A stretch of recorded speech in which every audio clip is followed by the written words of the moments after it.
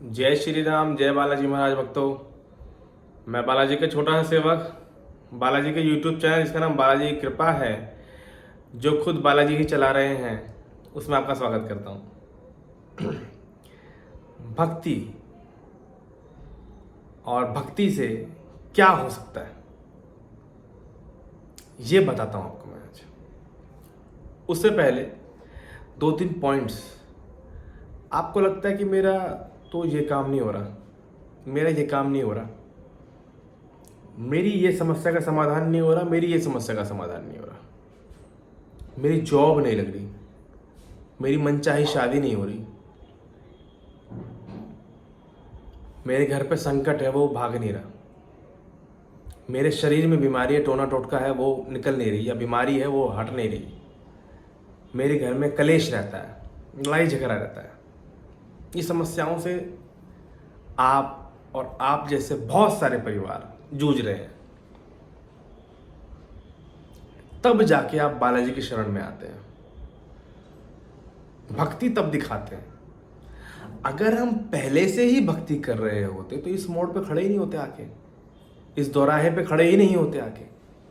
अभी मैं ये भी बताऊंगा जिनकी लाइफ में ये समस्याएं चल रही हैं उन्हें क्या करें, क्या क्या विधि करें। हमने विधि बताई हुई, कौन कौन सी करें वो बताता हूं मैं भी। लेकिन पहले हम इस भ्रम में हो जाते हैं कि मैं तो इतनी समय भक्ति करी, इतने साल भक्ति करी, इतने महीने से कर रहा हूँ या इतने दिनों से कर रहा हूँ, मुझे दर्शन ही नहीं हुए। आपका ये ईगो है, एटीट्यूड है कि आप अपने आप को बहुत कुछ समझते हैं। तो आप सोचते हैं कि मैं 11 दिन, 21 दिन, 15 दिन, 2 महीने, 6 महीने दर्शन भगवान मुझे दे देंगे आगे एकदम से। वो भाव देख के आते हैं, आपकी तपस्या, मेहनत, गुस्सा देख के नहीं आते कि यार मेरी तपस्या कर रहा है, जाऊँ नहीं जाऊँ। भाव अच्छा होगा तो पहले दिन में दर्शन हो जाएंगे। भाव अच्छा नहीं होगा, भक्ति अच्छी नहीं होगी, प्यार उनके लिए नहीं होगा तुम्हारे मन में सच्चा वाला, तो 6-6 महीने, साल भी लग जाता आदमी को दर्शन नहीं होते। आंखों से दर्शन करना तो सालों की बात है, सालों की तपस्या की बात है। स्वप्न दर्शन बता रहा हूं मैं, कैसे कोई स्वप्न में आप क्या जाता है, क्या इसके पीछे राज है।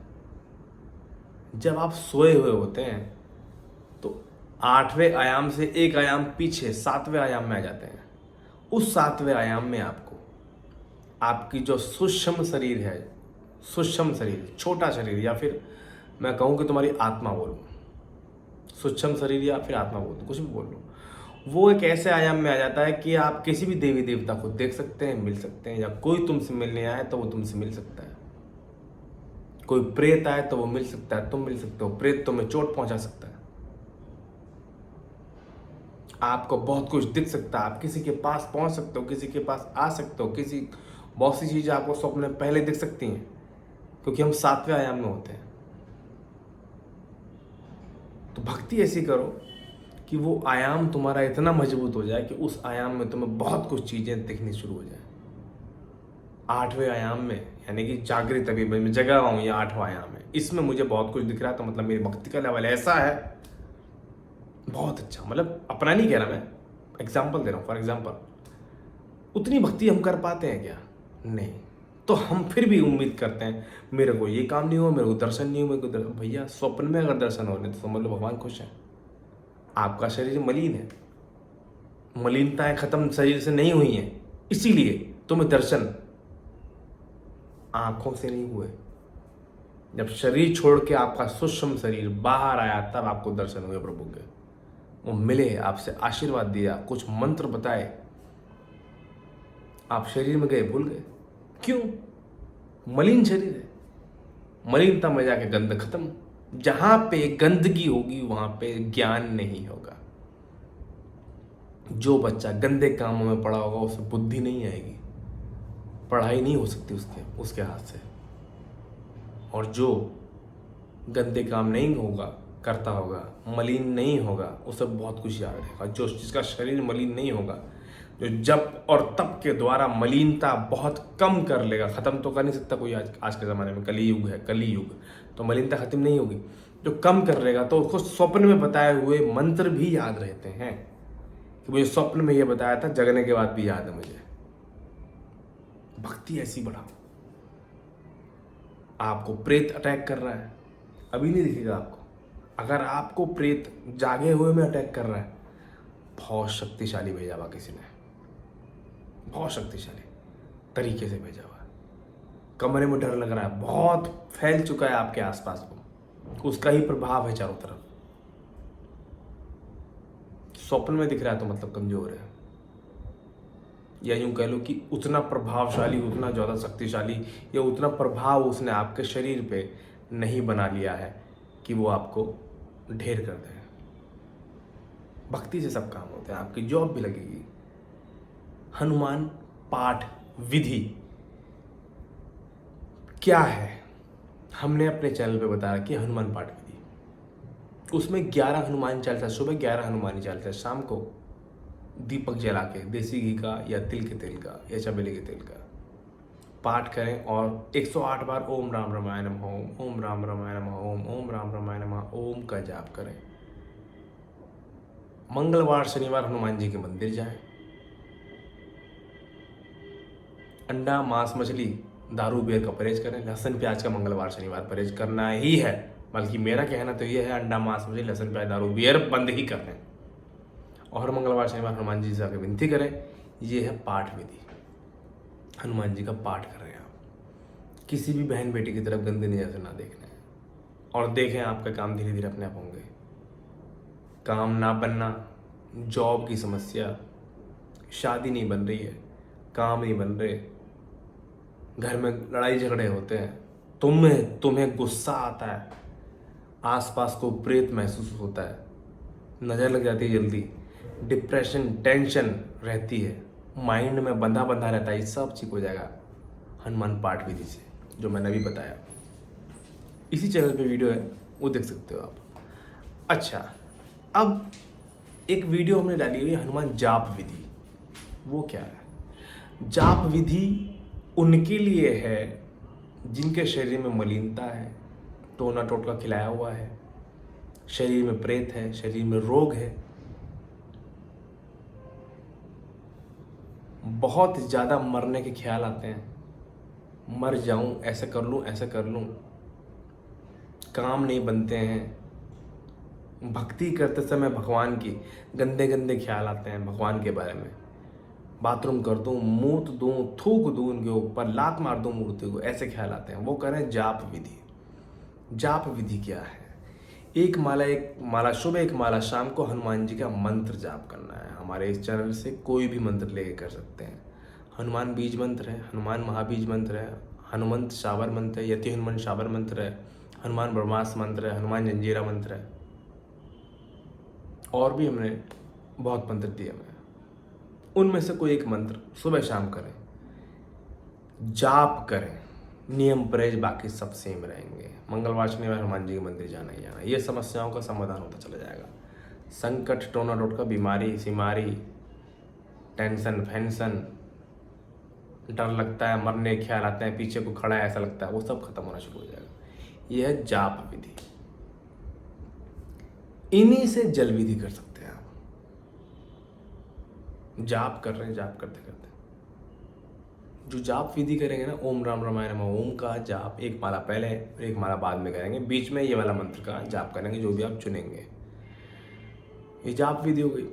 इसी से जल विधि कर सकते हैं। हनुमान जाप विधि से जल विधि, जल लेके बैठे, बालाजी महाराज का जल मिल जाएगा कहीं तो उसमें डाल लें, आधे गिलास जल में 1 बूंद डाल लें। मेहंदीपुर बालाजी का जल नहीं मिलता तो गंगा जल डाल लें, फूंक मारते जाए। 108 बार मारे तो अच्छी बात है, नहीं तो पूरा 108 बार मंत्र पढ़ने के बाद फूंक मारे, उसको पिए, अपने ऊपर छिड़के, घर में छिड़के, सबको पीने के पानी में मिला दें। मयूरी जग वगैरह रखते हैं तो उसमें, या फिर एक गुड़ सबको पिला दें और पूरे घर में छिड़के, वही मंत्र पढ़ते पढ़ते। ये हो गई जाप विधि के साथ जल विधि।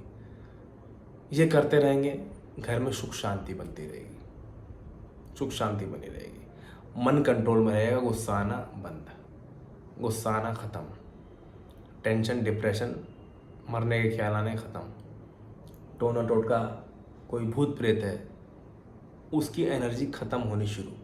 आप रेगुलर करते रहो, उसकी एनर्जी कम होती चली जाएगी, कम होते होते होते होते होते आपकी पॉजिटिविटी वाली एनर्जी बढ़ेगी, जो हनुमान जी महाराज के, वो खत्म हो जाएगी, वो भाग जाएगा।